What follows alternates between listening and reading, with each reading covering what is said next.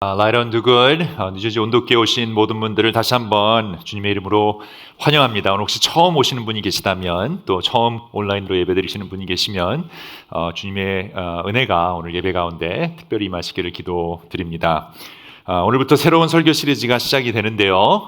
Attitude 이라는 제목으로, 태도라는 제목으로 설교 시리즈를 시작하려고 합니다. Attitude is everything. 태도 is everything. 아마 이런 말 많이 들어보셨을 겁니다. Attitude is everything.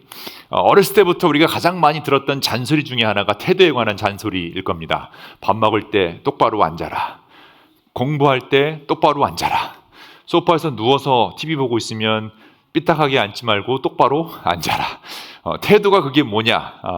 사람들을 대할 때나 삶을 대하는 태도, 우리는 잔소리를 참 많이 들어보았을 겁니다. 아마 우리 삶에서 가장 많은 코칭을 받은 분야가 우리의 태도일 겁니다. 그래서 그런지 유명한 명언 중에는 태도에 관한 명언이 많은데요. 아마 이런 거 들어보셨을 거예요. Your attitude is more than your aptitude will determine your altitude. 여러분의 위치는 결국 능력이 아니라 그 태도에 따라서 정해진다라는 말이고요. The only disability in life is a bad attitude. 여러분 인생에서 유일한 장애가 있다면 아마 나쁜 태도일 겁니다 라는 것입니다. 그리고 attitude is everything. So pick a good one. 당연히 그렇겠죠. 만약에 태도가 전부라면 우리는 좋은 태도를 가져야 할 겁니다. 그런데 만약 이 태도가 그렇게 중요한 우리 인생의 성공 요소라면 그리스도인으로서 우리는 과연 어떤 태도를 택해야 할까요?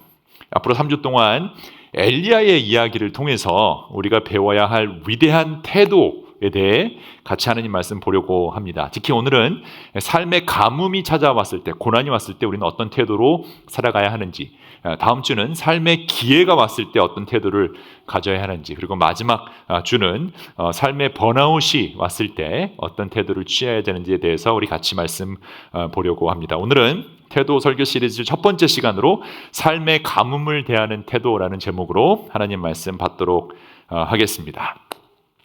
이 태도라는 단어, 항상 제가 설교를 할 때나 공부를 할 때 제일 중요하게 여기는 것 중에 하나가 definition입니다. 그 태도, 이게 한자로 되어 있는데 여러분 이 태도라는 그 한자의 뜻을 알고 계십니까?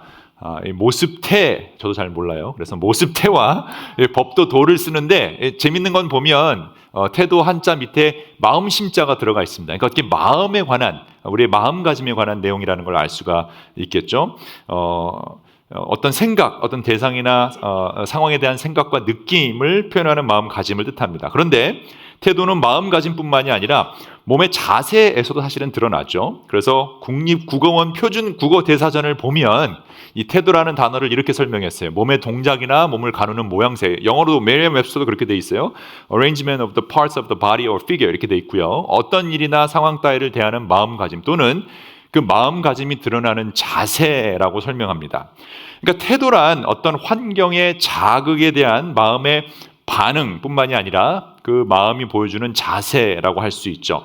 그러니까 내 삶에서 일어나는 어떤 일들, 환경들은 내 마음대로 컨트롤할 수 없지만 만약에 태도가 반응이라면, 리액션이라면 그것은 우리가 컨트롤할 수 있겠죠. 어떤 태도를 취할 것인가는 그러면 나의 선택이자 나의 책임이 될 수 있습니다.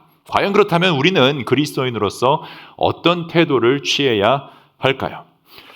당연히 좋은 상황에서는 우리가 좋은 태도를 취하기가 쉽습니다. 사업이 잘 되고 돈이 잘 벌리고 가정이 평안하고 그러면 우리의 태도는 감사의 태도, 또 하나님 앞에 기쁨의 태도, 평화의 태도로 나아갈 것입니다. 조금만 힘든 일이 일어나도 평화로우면, 내 삶이 좋으면, 여유로우면 우리는 그런 태도를 갖출 수 있겠죠. 근데 문제는 좋지 않은 상황들이 계속 일어날 때입니다. 누가 봐도 어려운 상황, 힘든 상황, 숨이 확확 막히는 그런 나쁜 상황, 삶의 가뭄이 찾아왔을 때 과연 우리는 어떻게 좋은 태도를 유지할 수 있을까요? 좋은 태도.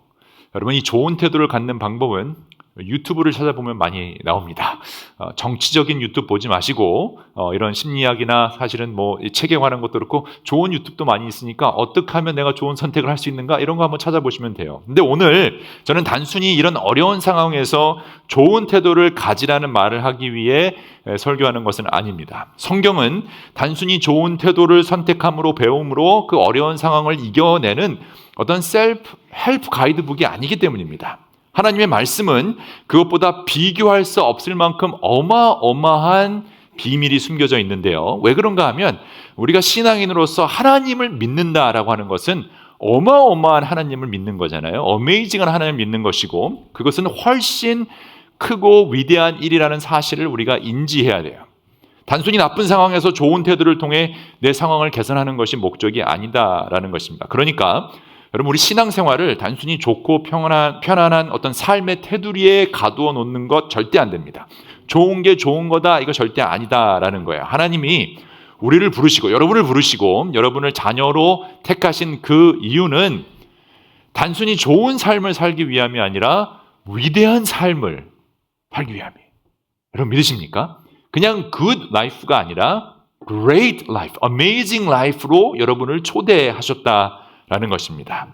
하나님의 사이즈는 위대한 태도를 통해 인간의 상식을 초월하는 하나님 나라를 경험하기 위해 우리를 부르셨어요. 그래서 저는 이번 설교 시리즈를 단순히 태도, 모습태와 법도도를 따르는 그런 마음가짐 자세가 아니라 제 마음대로 바꿔봤어요. 이 태도란 단어를 제가 만들어봤습니다. 그래서 이 클 태, 어마어마한 크다, 위대한 태에 행함 도를 붙여서 태도를 만들었습니다. 크고 어메이징한 위대한 태도. 그러니까 단순히 마음가짐과 자세가 아닌 위대한 하나님 나라의 일을 할 수 있는 그런 일을 같이 하는 자세고요. 그래서 어떤 상황에서도 위태롭지 않은 위대한 태도를 저는 이 태도라고 부르고 싶습니다. 그렇다면 그리스도인들의 이 위대한 태도는 어떻게 배울 수 있을까요? 그 출발은 늘 광야입니다. 삶의 가뭄, 인생의 광야 시간을 통해서 하나님은 하나님의 백성들이 이 위대한 태도를 가질 수 있도록 훈련시키세요. 그러니까 하나님 앞에서 가장 위대한 태도를 가졌던 엘리야의 출발도 그래서 가뭄입니다. 오늘 말씀 17장 1절을 보면 이렇게 시작하죠.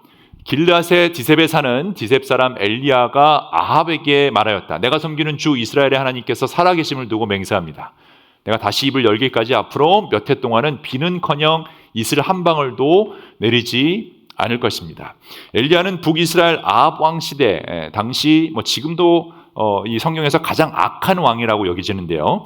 그때 부름받은 예언자입니다. 구약 시대 때는 하나님 말씀을 대언하는 자를 예언자, 선지자라고 불렀는데, 그러니까 하나님 말씀이 직접 임하지 않고 이 예언자를 통해서 말씀이 선포됐어요. 그러니까 오늘날 목회자와 선교사님 그런 비슷한 역할을 하고 있었다라고 할 수 있습니다. 이 시대는 정치적으로는 번영했지만 영적으로는 깊은 타락의 가운데 있었습니다. 아합은 이 시돈 공주 이세벨과 결혼을 했는데 그 이세벨은 가장 타락한 여왕으로 알려져 있죠. 그리고 바알 숭배의 본고장인 시돈 사람 이방인입니다. 그래서 그 이방인 여인이 바알 숭배를 국가적으로 도입하게 됐고요. 바알을 비와 풍요를 주는 신으로 섬기며 야훼 하나님의 신앙을 대체하려고 했어요. 그러니까 농경 중심의 사회에서 바알 숭배는 굉장히 매력적이었습니다. 경제적 번영을 추구하는 우상 숭배와 연결되어 있기 때문인데 이러한 시대에 엘리야를 보내신 거. 엘리야는 엘리 나의 하나님 야훼가 우리의 하나님이다. 야훼만이 진정한 하나님이다라고 하는 엘리야를 보내서 바알이 아니라 야훼만이 생명과 비를 주시는 참 하나님이심을 선포하게 하신 겁니다. 엘리야의 존재 자체가 그러니까 이 바알 숭배에 대한 선언적인 반박이었죠. 그러니까 이 이세벨은 어떻게 해서든지 이 야훼 선지자들을 죽이려고 했고요. 그리고 엘리야도 나중에는 이제 죽이려고 하죠. 이런 상황에서 하나님은 엘리야에게 심판의 메시지를 선포하라라고 명령하셨는데 그 내용이 그 땅에 3년 동안 비가 내리지 않는다. 가뭄이 올 것이다라는 겁니다.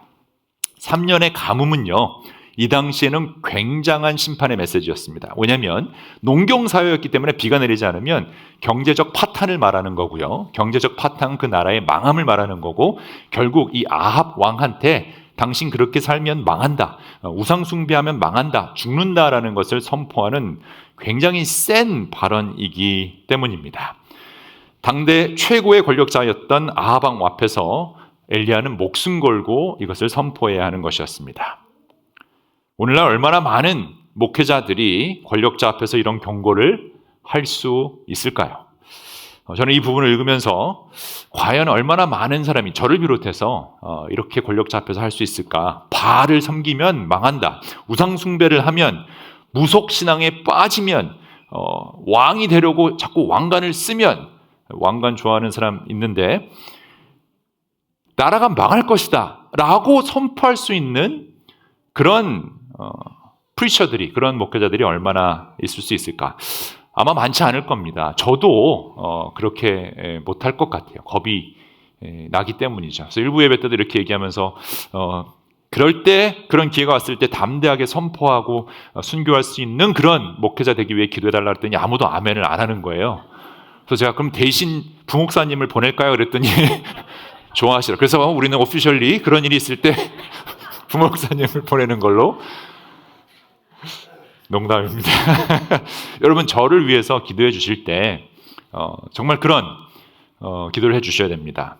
엘리야처럼 선포할 수 있는 목회자가 될 수 있도록 기도해 주시기 바랍니다. 엘리야는 두려웠지만 하나님 앞에서 순종의 태도를 보이죠. 아합에게로 가서 담대히 선포합니다. 참 멋집니다. 하나님의 예언자라면 이 정도는 되어야 할 것입니다. 그리고 이렇게 하나님께 순종함으로 담대하게 선포한 예언자라면 하나님이 특별히 이 예언자를 돌보셔야겠죠. 하나님의 특별한 케어가 임하셔야겠죠. 천군 천사가 보호하고 스페셜 밀 플랜으로 3년 동안 엘리야를 먹여주셔야겠죠. 신기하게도요, 하나님의 특별한 케어가 있기는 있는데 우리가 생각하는 특별한 케어가 아니라 좀 특이한 케어였습니다. 주님께서 엘리야에게 이렇게 얘기합니다. 이곳을 떠나서 동쪽으로 가라. 그리고 거기 요단강 동쪽에 있는 어떤 맨션이나 좋은 성이면 좋겠는데 그리 시냇가에 어떻게 하라고요? 숨어서 지내라고 합니다. 엘리야, 야훼는 나의 하나님이다라는 이름을 가지고 있는, 아니 그래도 이게 좀 레벨이 있지. 지금 아합 왕이 그렇게 멋있게 선포한 하나님의 선지자한테 숨어서 지내라니요. 그것도 그 시냇물을 마시라라고 하고요. 까마귀의 명에서 내가 먹을 것을 날라다 주게 하겠다. 죽음을 무릅쓰고 하나님께 순종하여 심판을 선포한 엘리야에게 숨어 지내고 까마귀가 주는 음식을 먹으라. 제가 만약 엘리야였다면 속으로 이게 뭐야? 라고 생각했을 겁니다. 우리도 그럴 때 있죠. 죽음까지는 아니더라도 정말 손해보면서 황 목사가 말하는 것처럼 은혜로 따뜻하게 진리로 시원하게 하나님 말씀 지키며 살려고 했을 때 손해를 봅니다. 어려운 일을 겪게 돼요. 그리스도인으로 이 땅에서 핍박을 받을 때 그거를 묵묵히 인내하며 이겨냈는데 내가 생각했던 결과, 내가 예상했던 하나님의 응답이 아니라 숨어 지내야 하는 일들이 일어납니다. 그럴 때 우리는 하나님 저에게 왜 그러시나요? 라는 질문을 할 수가 있죠. 내가 예상했던 반응이 오지 않을 때, 분명 하나님이 하라고 했는데 성경에 써있는 그런 약속이, 그런 응답이 열매가 맺히지 않을 때, 그때 여러분은 하나님 앞에 어떤 애리투드를 보이시나요? 엘리야는 과연 어떤 애리투드를 보였을까요? 5절을 보니까 엘리야는 주님의 말씀대로 가서 그대로 했다라고 합니다. 그는 곧 가서 요단강 앞에 있는 그리 시냇가에 머물렀고요. 까마귀들이 아침에도 빵과 고기를 가져다 주고 저녁에도 빵과 고기를 가져다 주었습니다.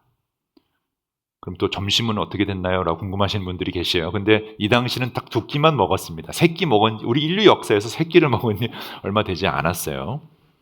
그럼 물은 그곳 시냇물을 마시게 되죠. 음식 중에 가장 맛있는 음식이 남이 해주는 음식이죠. 그것보다 더 맛있는 음식이 우버 딜리버리일 수 있고 까마귀 딜리버리일 수 있습니다.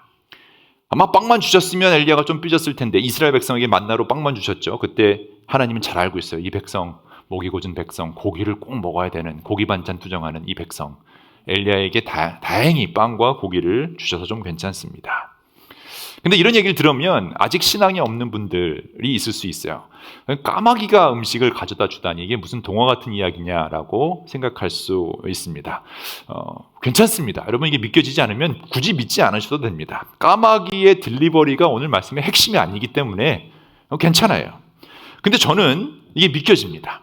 왜냐하면 저는 지금 우리가 살고 있는 이 우주와 또 온 지구와 온 세상을 만드신 분이 하나님이라고 믿기 때문에 그 하나님이 까마귀 보고 이렇게 하라 그러면 이렇게 했을 거라고 저는 생각을 해요. 오히려 온 우주를 만드신 하나님이 까마귀 하나 어떻게 할 수 없다라고 하면 그게 더 믿겨지기 어려운 일이지, 까마귀가 하나님 명령대로 움직였다, 개미들이 하나님 명령대로 움직였다, 저는 그게 전혀 문제가 되지 않는다라고 생각을 합니다. 어쨌든 핵심은 까마귀가 아니라 가뭄이 선포된 그 상황에서 하나님께서 엘리야를 돌보셨다라는 것이에요. 내 예상이나 바람대로 돌봐주지는 않았지만 상상을 뛰어넘는 방식으로 돌봐주셨다, 먹여주셨다, 살려주셨다라는 거예요. 그러니까 여러분, 우리 삶 속에서도 이런 가뭄이 올 때가 있습니다. 인생의 사계절이 있듯이 비가 많이 내릴 때도 있고 가뭄의 때가 분명히 있습니다. 그런데 이 모든 상황이 온 우주를 만드신 하나님의 절대 주권 안에, 하나님의 손 안에 있다라고 믿을 수 있다면 까마귀 따위는 여러분 믿지 못하셔도 상관이 없어요. 중요한 것은 우리가 믿든 믿지 않든 우리의 믿음, 여러분의 신앙과 상관없이 하나님은 가뭄 가운데서도 하나님의 자녀를 돌봐주신다는 사실이에요. 여러분 믿으십니까? 그런데 문제는 먹고 마시는 것은 하나님이 해결해 주시지만 가뭄의 현실 자체는 여전할 수 있다라는 사실입니다. 17장 7절을 보니까 그런데라는 단어가 나와요. 그런데 하나님이 엘리야를 먹여 살리시고 까마귀를 통해서 음식을 배달해 주시고 시냇가 물을 먹이셨는데 그 땅에 비가 내리지 않으므로 얼마 있지 않아서 시냇물까지 말라버립니다. 이 그런데가 참 무섭습니다. 신앙생활 열심히 했는데, 예배 열심히 드렸는데, 내가 어려서부터 교회를 다녔는데, 그런데 시냇물이 마릅니다. 사랑하는 여러분, 우리가 믿음으로 순종해도 우리의 시냇물이 마를 수 있습니다. 이것이 신앙의 역설이에요. 아무리 우리가 순종의 태도를 가지고 믿음의 길을 걷는다 해도 항상 넉넉한 환경이 보장되는 것이 아니잖아요. 제가 확신할 수 있는 것은 정말 이렇습니다. 제가 살아보니, 신앙생활 해보니까 늘 넉넉한 환경으로 하나님 보장해 주시지 않아요. 그런데 이것보다 더 확신을 갖고 제가 말할 수 있는 것은 그럼에도 불구하고 하나님께서는 늘 우리를 공급하시고 돌보시고 채워주신다라는 거예요. 하나님의 공급은 끊기지 않는다는 거예요. 때때로 끊긴 것처럼 보일 때도 있지만 그것은 또 다른 공급을 위한 단계라는 사실을 우리가 기억해야 돼요. 하나님의 말씀이 2번이나 순종하는 태도를 보였던 엘리야, 처음에 아합 왕에 가서 선포라고 했을 때 그대로 가서 선포했고요. 시냇가에 가서 숨으라고 했을 때 그대로 했던 그 엘리야는 그 다음 단계인 위대한 태도의 레벨로 이끌어가기 위해 하나님이 엘리야에게 또 명령하십니다. 8절을 봅니다. 주님께서 엘리야에게 말씀하셨다. 이제 너는 시돈에 있는 사르밧으로 가서 거기에서 지내도록 하라. 내가 그곳에 있는 한 과부에게 명하여서 먹을 것을 주도록 하겠다. 까마귀를 통해 먹을 것을 주셨던 하나님은 이세벨의 고향이자 바알 숭배의 중심지인 시돈, 오늘날의 레바논 지역이에요. 그곳에 살고 있었던 한 과부를 통해 먹을 것을 주신다라고 이야기하십니다. 시돈 사람이라면 이방인이에요. 그리고 그곳은 이세벨의 고향이에요. 바알 숭배의 중심지 시돈 사람에게 음식을 받아 먹으라. 여러분 이것도 이해가 되십니까?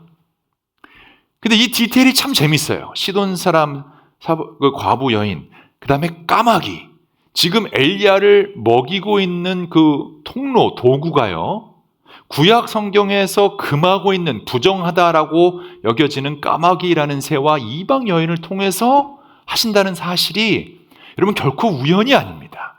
분명한 메시지가 있죠. 까마귀와 시돈 사람 이방인은 구약에서 금지하는 부정적인 존재들입니다. 그러니까 하나님은 이 삶의 가뭄의 시간대 부정한 존재들을 하나님의 사람을 돌보시는 은혜의 통로로 사용하셨다라는 거예요. 그러니까 하나님은 우리가 깨끗하다라고 판단하는, 우리가 합리적이다라고 생각하는, 우리가 생각할 때 상식적인 그릇만을 사용하지 않고 하나님이 원하시는 그릇을 사용한다라는 거예요. 까마귀와 시돈 사보라 과부를 통한 하나님의 돌보심은 의도적입니다. 하나님은 인간의 경계를 뛰어넘어서 우리가 예상치 못한 방식으로 우리를 먹인다. 이게 어메이징한 라이프고요. 이게 위대한 하나님 나라의 경험이 되는 거예요. 우리가 상상할 수 없는 방법으로 역사하시는 주님. 바로 이런 상황에서 엘리야가 보인 태도는 역시 순종이었습니다. 권력자 앞에서 가뭄을 선포하라고 하니 순종했죠. 그리 시냇가에 까마귀를 통해 먹을 것을 보낼 것이니까 그리 가라라고 했을 때 순종합니다. 그리고 가뭄이 찾아왔을 때 이방인 사르밧 과부를 찾아가라고 했을 때 엘리야는 더 순종해요. 이 세 분의 순종이 굉장히 중요한데, 왜냐하면 이제 마지막 셋째 주에 엘리야의 유명한 이야기 중에 하나가 그 동굴에 숨어 있을 때 하나님이 세 번 또 찾아오시는 그 역사가 있기 때문이죠. 하나님 앞에서 엘리야가 이때 보인 태도는 어떤 상황 속에서 내가 상상할 수 없는, 내 상식으로는 이해가 되지 않는 그런 상황 속에서 순종하는 태도입니다. 하나님이 여러분에게 바라시는 것도 바로 이 순종의 태도예요. 하나님께서 우리와 우리 상황을 제일 잘 알고 계시다라는 사실을 우리가 믿는다면 그때그때 주시는 하나님의 명령, 여러분 삶 속에 개입하시는 하나님의 명령에 우리는 순종할 수 있어야 합니다. 왜냐하면 그 순종의 결과는 돌봄이기 때문이에요. 삶의 가뭄을 대하는 우리의 태도도 이뤄야 합니다. 하나님 말씀에 대한 순종, 그 순종은 우리의 경계를 뛰어넘는 놀라운 하나님의 돌보심을 가져올 것입니다. 가뭄이라는 현실이 모두 다 해결되지 않았어도 놀라운 방법으로 나를 먹이시는 그 하나님을 여러분이 꼭 경험하셔야 합니다. 근데 이게 끝이 아니에요. 엘리야의 순종이 위대한 태도가 된 이유는 그 순종으로 인해 삶에 대한 나쁜 태도를 가지고 있었던 한 이방인 여인의 삶이 완전히 바뀌었기 때문이에요. 그러니까 나의 태도만 바뀌고 나의 가뭄만 해결된 것이 아니라 하나님께 순종하는 그 태도가 위대한 태도가 될 수 있었던 것은 그렇지 못한 사람들에게 영향력을 끼쳤기 때문이에요. 사르밧 과부의 삶은 비참했습니다. 3년의 가뭄으로 인해 하나님을 모르는 다른 사람들처럼 그녀의 태도는 극도로 절망스러웠고 어두웠어요. 그래서 엘리야가 그녀를 만났을 때 먹을 것을 좀 달라라는 그 말에 이 여인은 굉장히 삐딱한 애리투드로 엘리야에게 답을 합니다. 근데 새 번역이 조금 굉장히 나이스하게 번역했어요. 새 번역을 먼저 읽고 개역 버전으로 읽어드릴게요. 이렇게 여인이 말합니다. 어른께서 섬기시는 주 하나님께 살아계심을 두고 맹세합니다. 저에게는 빵 한 조각도 없습니다. 다만 뒤주에 밀가루가 한 줌 정도, 병에 기름 몇 방울이 남아있을 뿐입니다. 보시다시피 저는 지금 땔감을 줍고 있습니다. 이것을 가지고 가서 저와 제 아들이 죽기 전에 마지막으로 남아있는 것을 모두 먹으려고 합니다. 이걸 들으면 굉장히 번역이 공손하고 아주 나이스한 여인처럼 느껴지잖아요. 근데 구약은 가끔 개역개정이 더 세게 마음에 와닿게 표현됩니다. 그녀의 실제 애리투드는 아마 이랬을 겁니다. 당신의 하나님 여호와께 살아계심을 두고 맹세하노니 나는 떡이 없고 다만 통에 가루 한 움큼과 병에 기름 조금뿐이라. 일단 반말이에요. 내가 나뭇가지 둘을 주워다가 나와 내 아들을 위하여 음식을 만들어 먹고 그 후에는 죽으리라. 영어로 보면 We may eat it and die. 배째라는 거죠. 난 먹고 죽으려고 그러는데 같이 죽으려고? 지금 이렇게 얘기하고 있는 것입니다. 우리 주위에 그런 사람 있죠? 배째, 죽여라. 뭐 2판 4판. 지금 이 여인의 상황이 그런 상황이에요. 남편을 잃고 가뭄 때문에 모든 재산이 없어진 이 여인은 희망이 없었어요. 그렇게도 믿고 있었던 바알신은 답이 없고 비는 내리지 않았어요. 은행 잔고는 다 떨어져서 빚을 갚지 못하면 이제 아들을 팔아야 되는 그런 상황. 우리 한국에서 그런 뉴스 종종 듣죠? 빚을 많이 져서 온 가족이 다 절망 속에 빠져 있는 그런 상황. 이 여인이 바로 그런 상황이었고 이 여인이 그런 가뭄을 대하는 태도는 죽음이었어. 이거 먹고 나 죽으려고 그러는데 어떻게 해? 좀 나눠줄까요? 라는 것이죠. 그럴 수밖에 없습니다. 바알이라는 풍요의 우상이 삶의 목표라면 그 풍요가 사라졌을 때 죽음만이 기다리고 있죠. 그러니까 삶의 가뭄이 고통이라고 여기기 때문에 그 상황이 개선되지 않으면 죽음으로 끝내려고 하는 것이 우상 숭배자들의 태도입니다. 그래서 안타깝게도 오늘날에 너무나 많은 사람들이 그렇게 삶을 끝내는 경우가 많이 있죠. 그런 여인에게 엘리야는 그런 가뭄이라는 삶을 대하는 위대한 태도를 전하게 됩니다. 엘리야가 그 여인에게 이렇게 얘기합니다. 두려워 말고 가서 방금 말한 대로 하십시오. 그러나 음식을 만들어서 우선 나에게 먼저 가지고 오십시오. 그 뒤에 그대와 아들이 먹을 음식을 만들도록 하십시오. 주님께서 이 땅에 다시 비를 내려주실 때까지 그 뒤주에 밀가루가 떨어지지 않을 것이며 병의 기름이 마르지 않을 것이라고 하나님께서 말씀하십니다. 엘리야는 그 과부에게 놀라운 도전을 하고 있죠. 먼저 나에게 빵을 만들어 주고 그 다음에 만들어 먹으라. 절대 그 기름통이, 밀가루통이 마르지 않을 것이다. 인간적으로 이해할 수 없는 요구예요. 마지막 남은 나의 것, 이거 먹고 죽으려고 하는데 그걸 달라라고 합니다. 그리고 그걸 나 줘도 절대 마르지 않을 것이란 얘기, 황당한 얘기죠. 그러므로 이 여인은 결정해야 됩니다. 나의 남은 마지막 이것을 먹고 같이 죽을 것인가, 아니면 엘리야 말대로 순종해 볼 것인가. 여러분이라면 어떻게 하시겠습니까?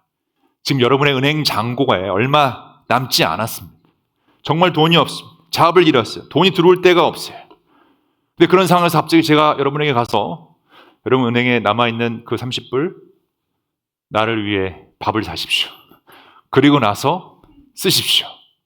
어디서 코드숨이 났는데 그러면 여러분의 은행 잔고가 절대 마르지 않을 것입니다.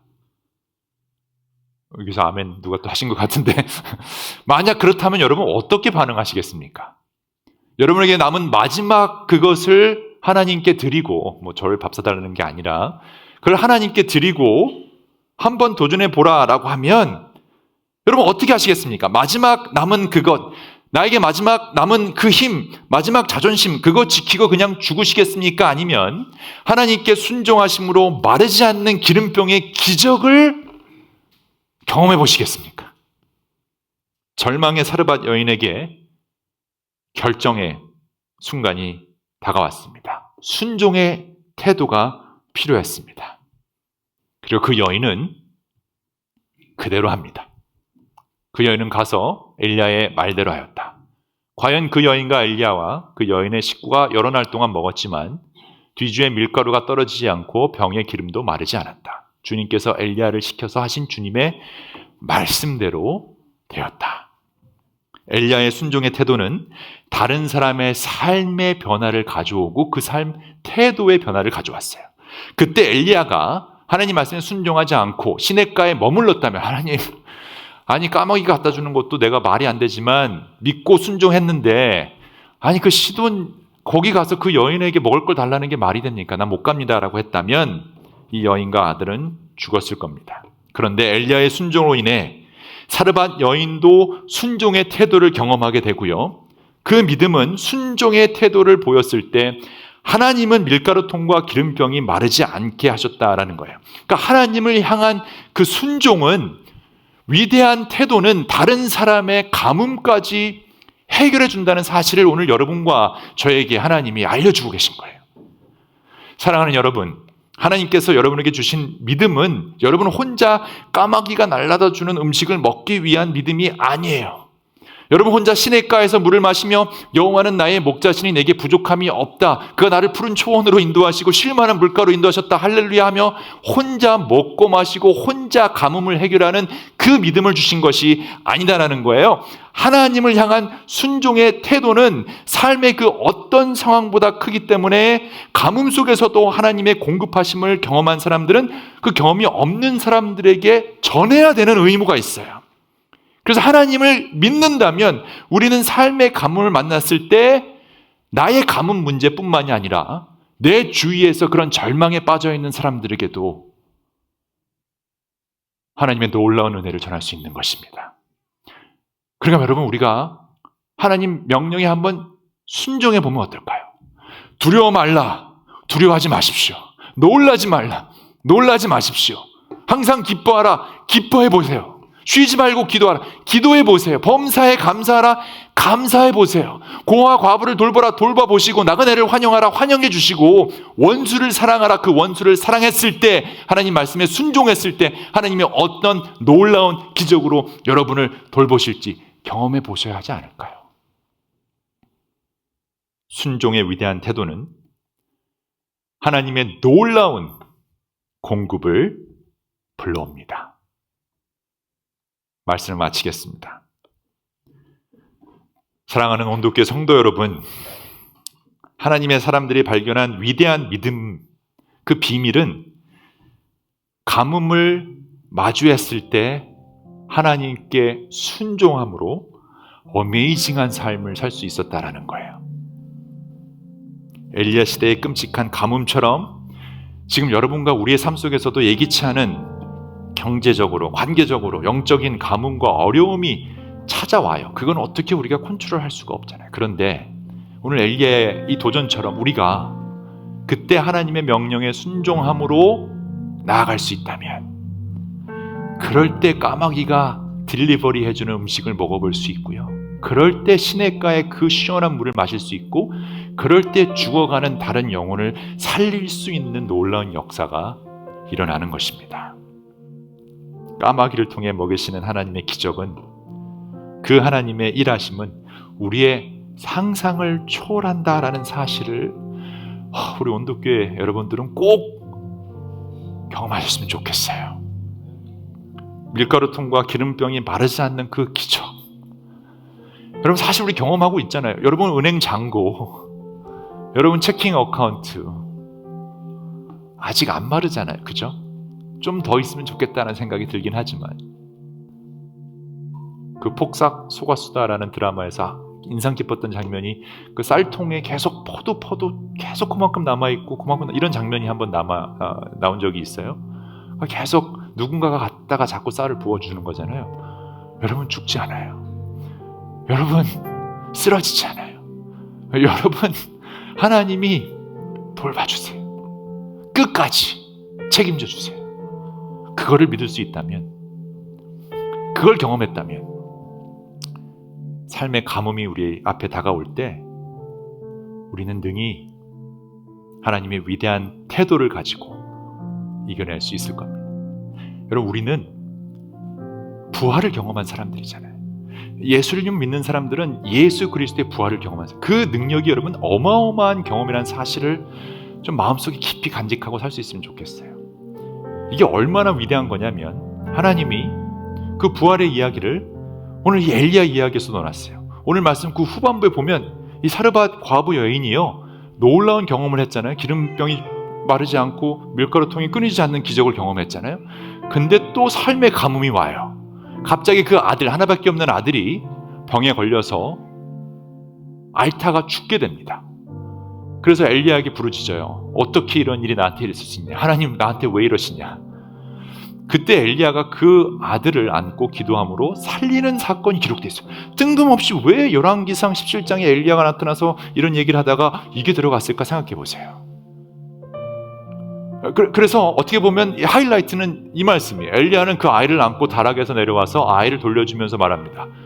아들이 살아났습니다. He is alive. Your son is alive. 여러분 이 말씀은요, 예수 그리스도의 죽으심과 부활하심을 비추고 있어요. 그리고 상상해 보세요. 죽었던 아들이 살아난 걸 경험한 이 여인의 삶은 앞으로 그 어떤 가뭄의 상황을 만나더라도 어땠을까? 또 이 아들은, 죽었다 살아난 이 아들은 그 삶을 대하는 태도가 어땠을까요?